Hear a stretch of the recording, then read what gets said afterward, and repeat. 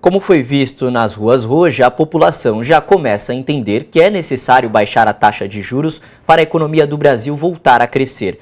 Vai ao encontro, inclusive, das críticas que o presidente tem feito sobre a autonomia do Banco Central. E aqui vale pontuar, Lula tem criticado a autonomia e não a independência. Sobre esse assunto, conversamos com Leda Maria Paulani, economista e professora da Faculdade de Economia e Administração da Universidade de São Paulo, a FEA-USP. Boa noite, professora. Seja muito bem-vinda aqui ao seu jornal. Boa noite. É um prazer estar aqui. Professora, começo te perguntando, a gente acabou de ver as mobilizações, pelo país. O que representam, então, esses atos dessa terça-feira? Olha, eu acho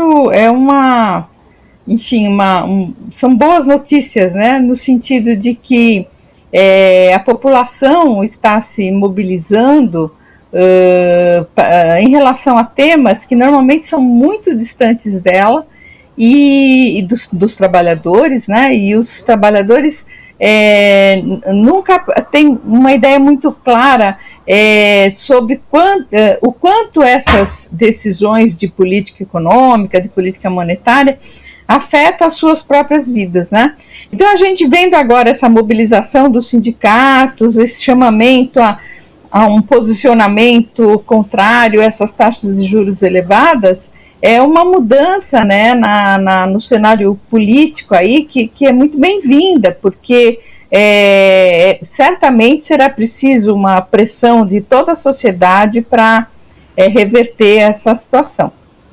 Leda, professora, a taxa básica de juros perto dos 14% influencia, por exemplo, no preço dos alimentos, na inflação em geral, no emprego, nos empréstimos, nos cartões de crédito e principalmente em investimentos. Para que a população entenda de forma clara quem ganha e quem perde com a taxa nesse patamar altíssimo.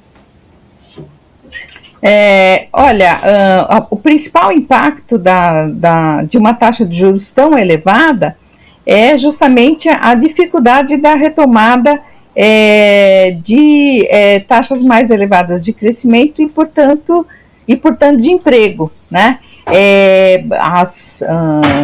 A própria retomada, uma retomada possível da indústria, por exemplo, fica completamente impedida com essas taxas, Então é evidente que os trabalhadores perdem, porque eles perdem emprego e eles perdem em um potencial salário melhor que empregos mais de maior qualidade poderiam trazer, Isso tudo fica impedido porque o investimento produtivo, o investimento em tecnologia, ele não vai acontecer com taxas de juros nesses níveis.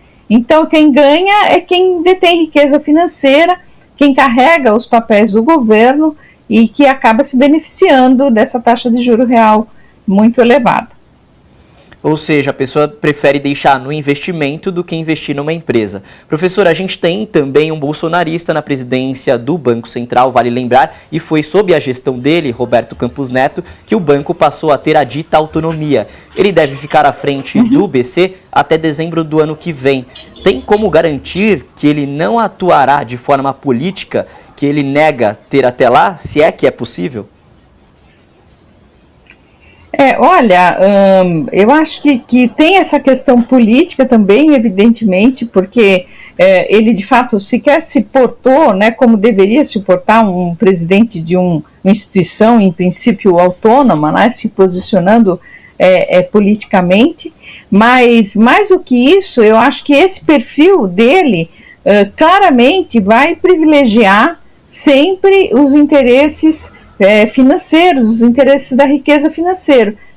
Então, por isso a importância da pressão política, que eu acho que o presidente Lula vem fazendo, os economistas não alinhados ao mercado e à ortodoxia vem fazendo, há um abaixo-assinado de economistas com quase 3 mil assinaturas, pedindo a redução das taxas de juros, e que a população, agora os sindicatos, as centrais sindicais estão fazendo também.